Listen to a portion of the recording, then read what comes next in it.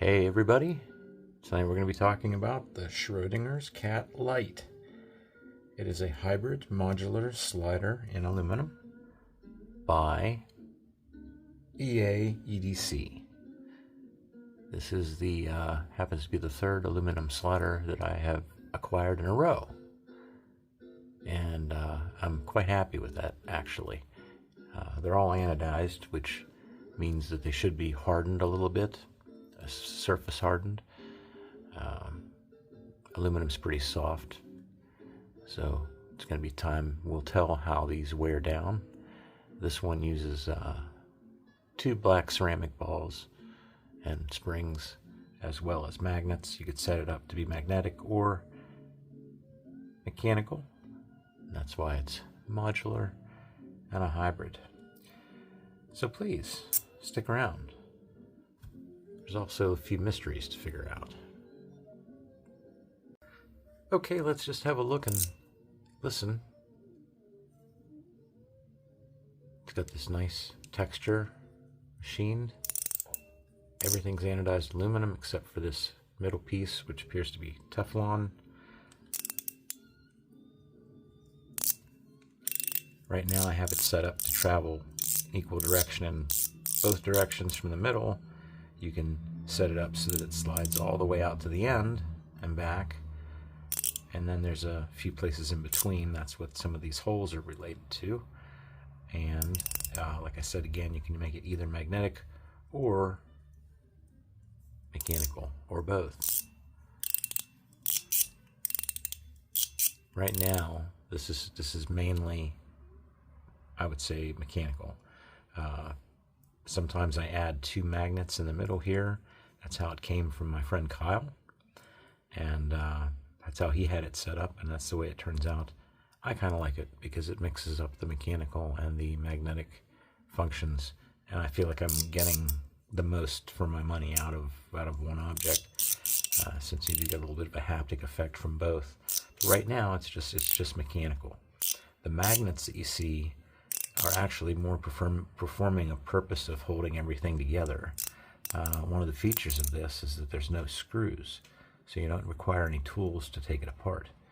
In fact, this cover plate comes off just by putting a pin or something smaller than that diameter through this hole and pushing it off. It's held in by 4 magnets, and we'll take a look at that when we take it apart.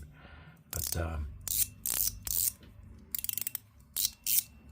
not very pingy in my opinion, but you know, that's a matter of springs and balls for the most part, I think. I prefer ones that don't ping. This, when I have the magnets in place, I get 2 additional sort of haptic stops, not stops, but slow downs as it comes down. And if I squeeze it a little bit, then I don't feel the magnetics at all. It's just a mechanical portion. So, very friendly. It gets complicated when you take it apart, but overall, pretty friendly design. Again, no need for tools. You do have to be careful. You don't want to lose the parts that are in there. There are a few small parts, so we'll get onto that soon. Okay, well, what came in the box? Here's the box. Keep in mind this is used. This came from Kyle Spencer. His channel is Fidget Focused. He gave me a few stickers here. Fidget Focused. And I think it says, I love fidgets. I like fidgets. Everybody likes stickers. But this is how he got it from the factory. And let's look at the box first. Here, let's properly take a look at this on all sides. EA, Essential Accessories, EDC, EAEDC. Bring this up in case you want to pause and scan. Pretty much says it's Schrödinger's cat Lite. It's aluminum, 340 gram, 34 grams. Made in China, designed by EAEDC. A little tab on the bottom, back to the front. So not much there. Still a nice box, everything like that. I appreciate good packaging. And here we have the shrink wrap that it would come in, and the box that it came in, foam, and then a few additional things. Now, Kyle was very kind to me in this deal, because this piece alone, this extra piece alone for the buckyballs, was about $30, and he pretty much sold it to me for the price of this by itself, which is about $80. So thank you again, Kyle. Unfortunately, I don't think the buckyball one is going to getting too much use, but I'll try it. I have to give it more of a chance. We'll get into that shortly. But that's what came in there. We have some spherical magnets, 3 little pieces of plastic that seem to be meant or intended to fit in the slot, the limiting slot. There's 2 pins inside here that are associated with that slot that prevent this from going too far in one way or the other. And you can move those pins around. That's one of the features of this. You can change that. But there's also these little plastic white individual pieces that appear to be designed to fit in that, and they would act as limiters, and I don't quite understand that. So if somebody can explain that, I'd appreciate it. There's also an extra thick piece. It's not a magnet, but it's a thick piece. We'll get it out here in a minute, of just stainless steel or steel. It could sit in here and rattle around loosely, but other than that, I don't see what its purpose is. And then you get a couple extra pins, an extra spring. It did come with an extra black ceramic ball, but I've already resorted to using that because I lost the first one just hours ago. And then we have this. Now, this was by itself, like I said, about $30, and it comes in 4 different color options. Let's put those over here so you can have a peek. I'll take it out of the plastic here in a second, but it's held on by 4 magnets. You could put 2 buckyballs, 1 in each side here, and that replaces this cover on the front, and you get an additional haptic feature, and it changes the look of it too. So we'll try it out. And here's some extra magnets that came with it. Again, another mystery. Most of these magnets are big enough to be used with this in one way or another. I'll show you that. There's a bit of a mystery there. Again, I'm not sure exactly what their intentions are, but we'll get as close to figuring that out as we can. There's 2 small round magnets, and at first I thought, well, those must be just replacements for maybe these magnets that are on this lid, but they're not. They're not replacements for the magnets on this lid. Same situation. These are big and thick. No idea where those are supposed to be used. And then there's 3 tiny little spheres that don't appear to be much more than 1 millimeter in diameter. We could try to, it's probably not in focus. We'll try to measure those once and see what the heck those are. But who knows? Who knows? That's what came in the box. Let's weigh it and measure it. All right.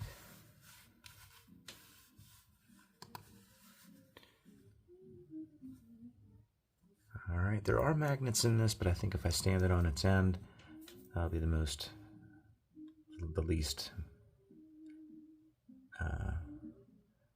yeah, that'll be the best way to measure it, where the magnets would not have much of an effect on the scale. So 34.2, let's see if that changes if I stand it up. 33.8, see, the magnets do have an effect. 34.2, 33.8, minor difference, but there is a difference, and that's because of magnets. So there we have the weight in grams. Now let's do the length in millimeters.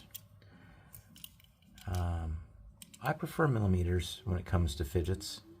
I don't know why. I'm not a metric person. I'm in the engineering design world, if you will, as an employee, a low-level employee. But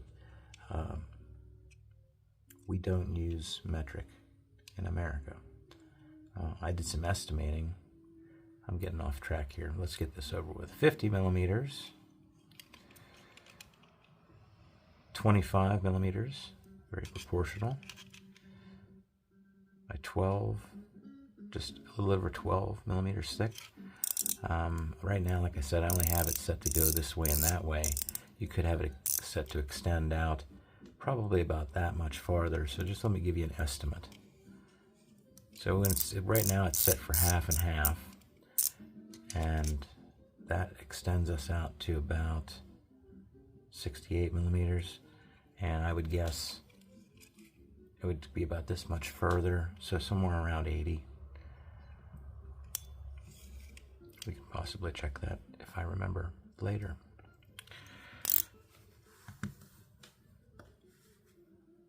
Okay, comparisons. We'll try to do this quickly here. Got the usual, got the Mackie CP3. Older magnetic slider. Side by side. Side by side.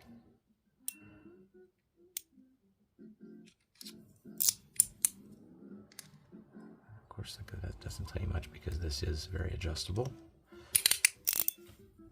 Maybe it tells you something, maybe it doesn't. I don't know. And then the also very popular Top Metal Toys Top B slider, mechanical.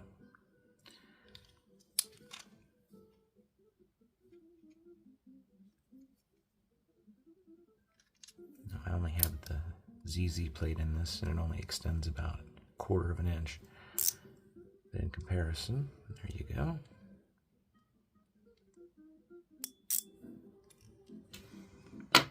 Now, as far as how this one works, you can set it up mechanically to either give you a certain number of clicks or twice as many clicks. And when you do twice as many clicks, you're putting one spring and ball here and one spring and ball here. They're sort of off. Instead of being aligned with each other in this direction, one's up here and one's down here. So they're sort of an angle from each other.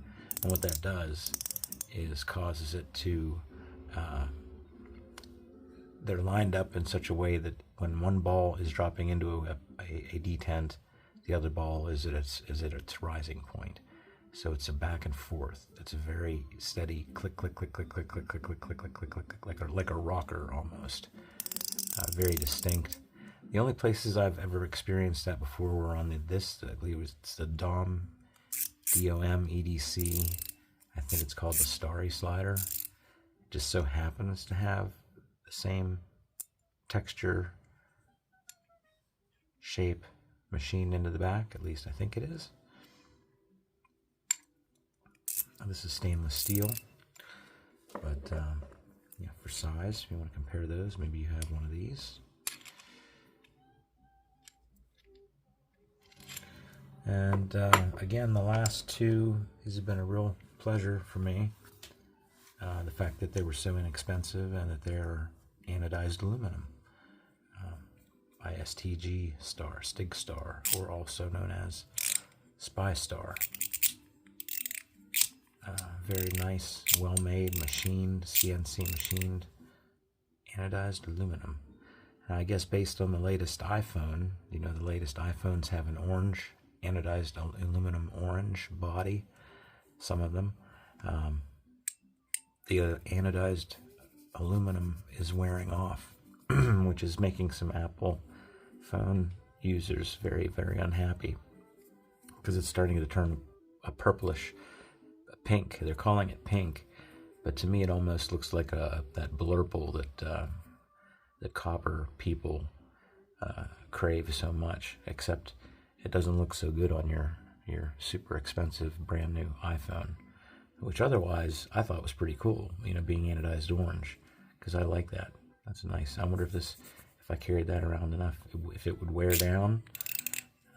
My feelings are that they probably just didn't give it a good enough anodization coating, and it's wearing off too easily.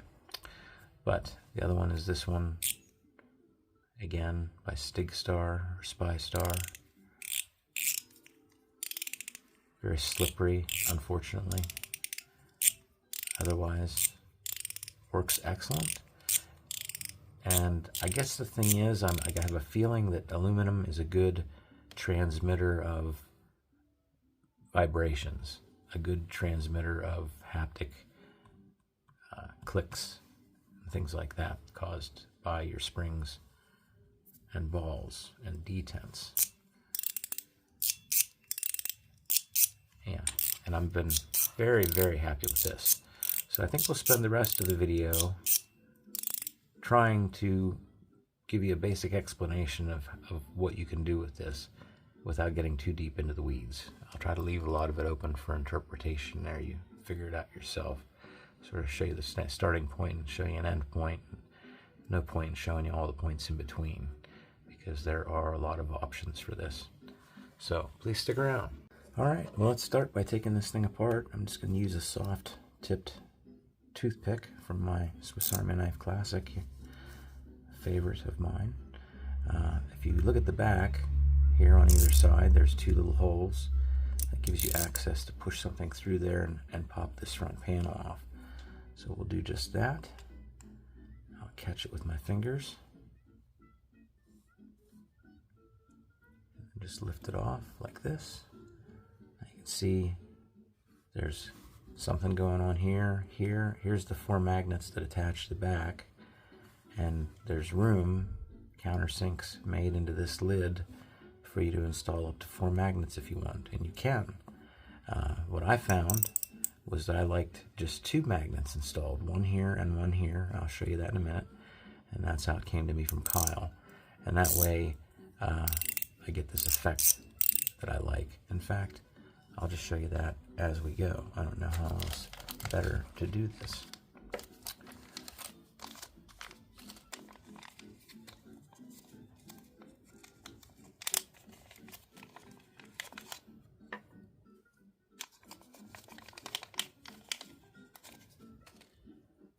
Okay, there's 3 tiny little balls there. Unbelievably tiny. You know what, let's just measure one of those for fun.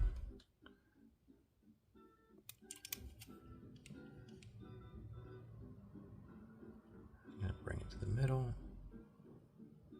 Look at that, 1.5 millimeter. Now, can I get it back on the magnets? I seriously doubt it actually serves a purpose. There's 3 of them. And again, 2 of these much smaller magnets, and then some in-between ones. And if we just put some of these off to the side for a second, I will put one, darn it.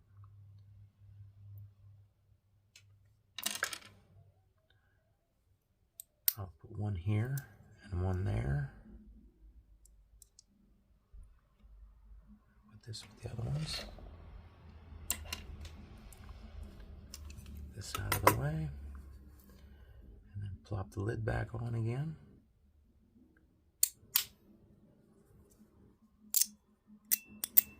See how it jumps now? Thunk, thunk, thunk, thunk. Now that's on its own. But if I hold it together, if I squeeze the sides, which I tend to do to regulate the speed at which things happen, I can completely override any kind of magnetic effect that's going on in here. So I like it for that. I can go nice and slow, or loosen up a little bit, let the magnets take over a little bit.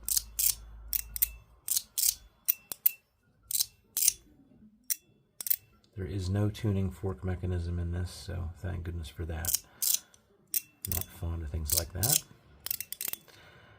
So while we're here, get that out of the way. Let's open this back. Let's close the, let's open it back up again. And the magnets might jump around on me. Okay. They did kind of, sort of. Let's get those cleared off. And we'll put in some of the buckyballs. And we'll try out this lid. It's a very pretty lid. Kyle pointed out it's not quite what he was expecting, perhaps.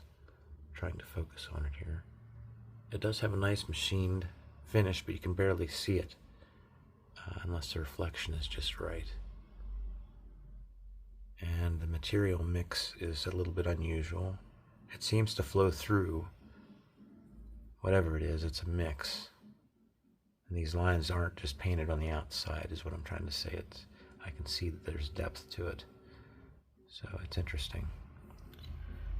And what that does is provide a place to put 2 buckyballs.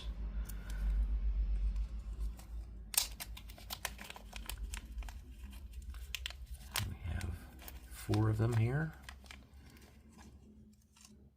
The spring came out with it. I just put 1 on each side. And then take this and plop it on there. Now it looks a little bit different now. In fact, it probably disappears when I put it on this black felt background.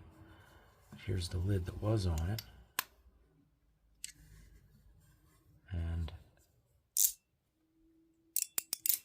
now as you move it back and forth, the buckyballs are attracted to the magnets underneath, and they snap back and forth within that regulated space.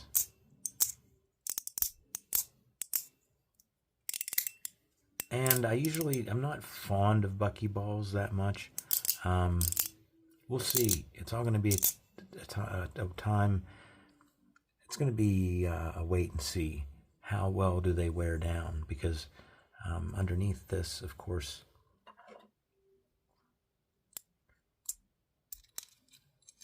it's riding back and forth. We can just use this without the lid on it.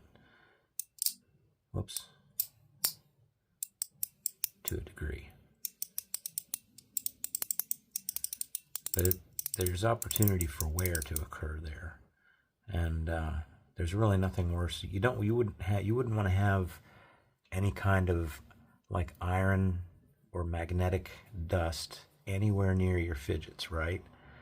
And if you have something like this, it's going to slowly break down and turn into magnetic dust. I've seen it happen in my Gal rifle version 2, I think.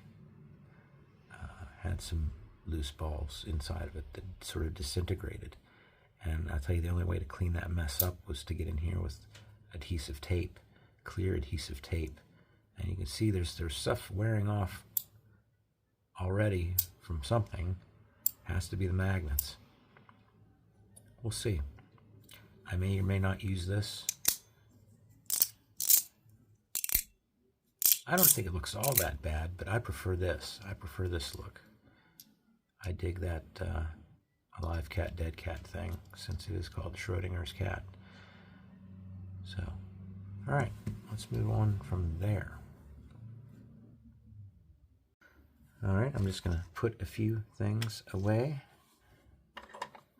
And we're going to open this back up again and just do some minor changing around so I can show you how modular it is. Put everything back where it belongs. That's good enough for now. We'll leave that the way it is and begin the other process of taking it apart. Now it doesn't use it doesn't use screws. And there are no fasteners that hold this together. It's actually the purpose of this 1, 2, 3, 4 magnets right now are holding this piece onto this back piece. And to get them apart, we have to carefully hold one side down and lift this side up. And then almost immediately slide that back together. That's your only protection. These are in here. Whoop, see, it popped out. These magnets are in here loose. And you don't want them to fly around loose, so you got to keep them in there. This slides back and forth freely. Okay. Now here we get a little bit of a close-up on how messy and complicated this could potentially be. That's why we're not going to go into it as deeply as we could. I've tried out almost everything that I can. Right now what you're seeing is there's a black ball and spring here. There's a spring there. The ball should be in place on top of it, but now it fell down into that hole. Now the other ball fell into the other hole. Let's just take everything out. At least the balls. We'll say the balls are out for right now. But what you get, try to focus again, are these large holes where you can relocate the springs and balls, and then 1, 2, 3 small hole locations to relocate these pins. See, they pull out and they can be repositioned, which is what we're going to do.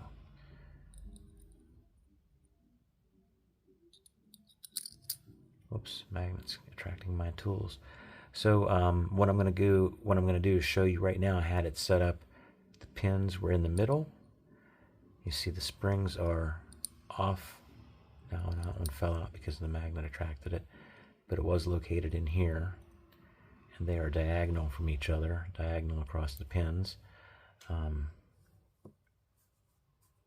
me bring everything down here. We want to take one spring and put it behind. If you look at these two pins, they're directly across from each other, this way, north and south, say this way, up and down.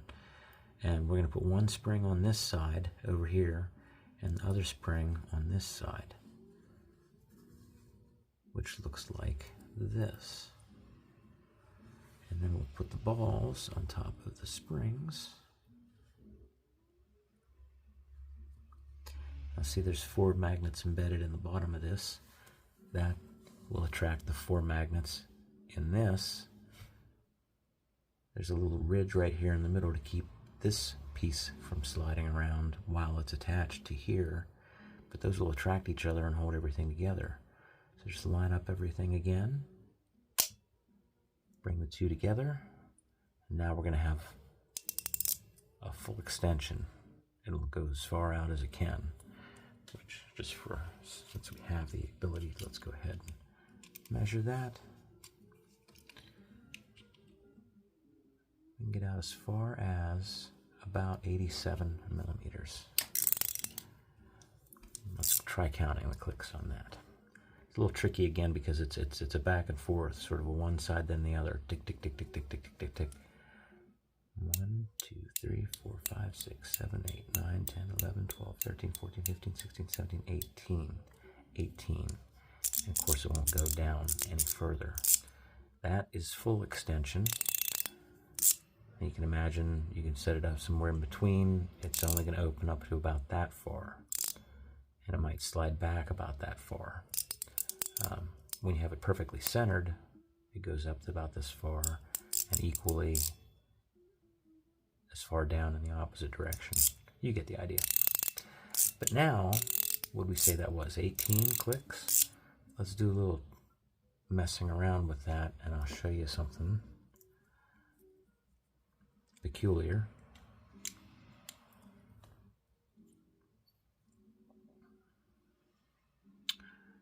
I did not need to take that off. Tell you what I wanted to tell you. What I wanted to do is lift this apart. Again, hold it down and just lift one side up. As soon as you get these up, slide that protectively back into this part. Here the ball got stuck. All right. Now let's just take the spring and move it over here. So now we have both springs are on the right side of both of these pins. Just that small change.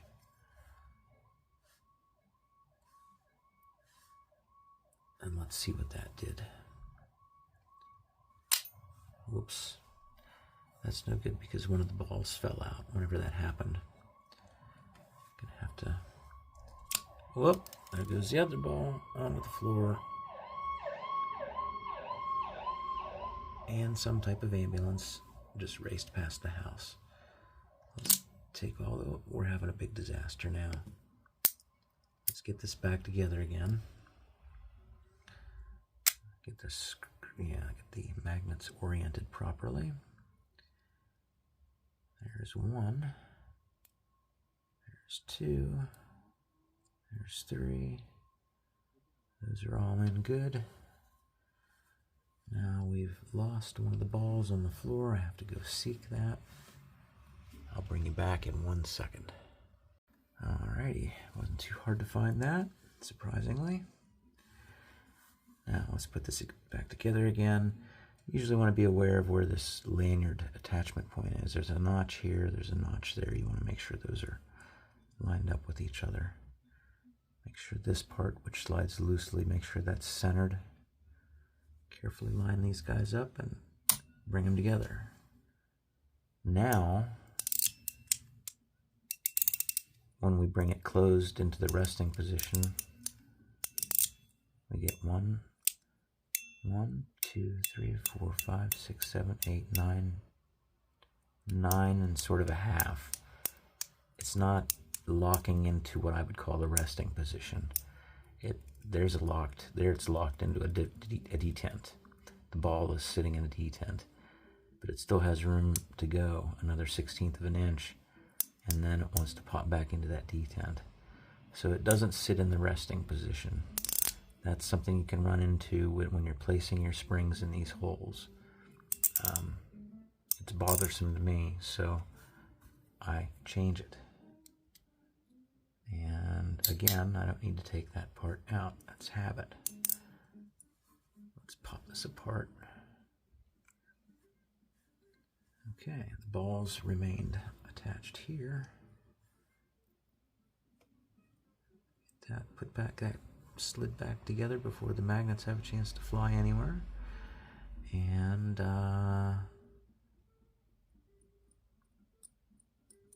put the springs both on this side.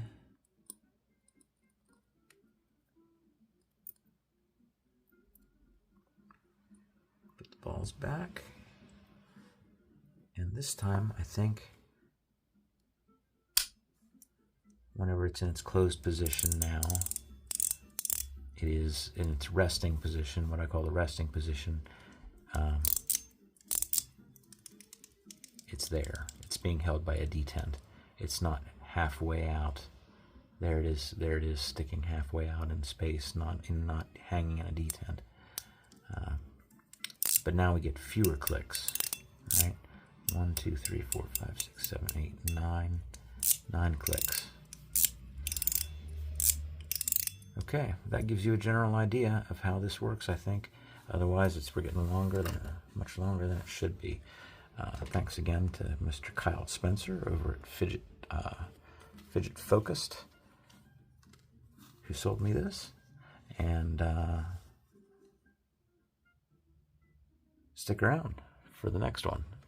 Come back for the next one. If you have any questions, please leave them in the comments. I'll get back to you as soon as I can. Thanks for watching. Bye.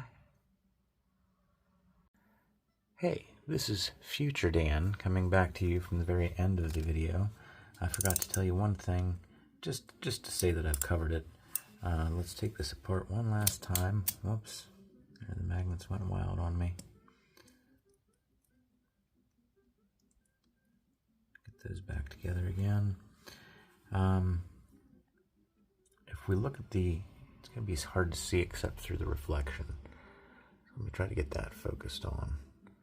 There are places, let me point with this, here, here, here, here, here, whoops, and here, where you can, and I have tried, placing the extra magnets that it comes with. And essentially what that does is provide more magnetic strength facing this direction, which makes this a little bit of more of maybe it affects, like you can use this as a magnet only slider. All you have to do is remove the springs and balls completely,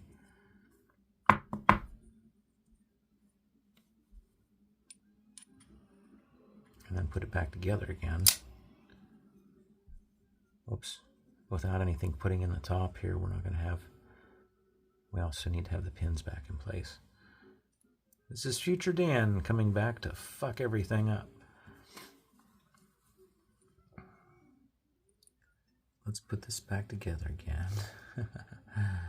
Oh, jeez.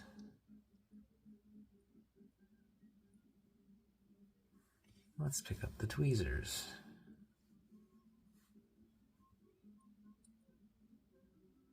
And fight with them. There we go.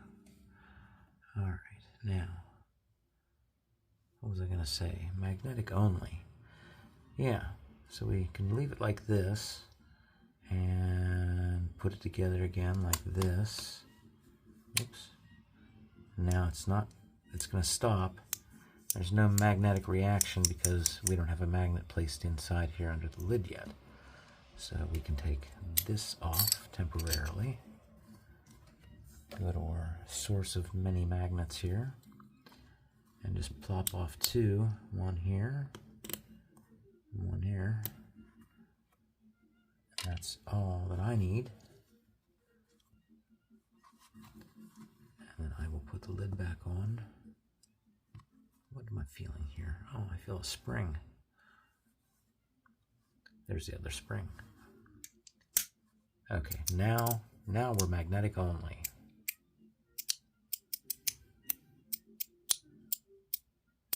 Two clicks in either direction.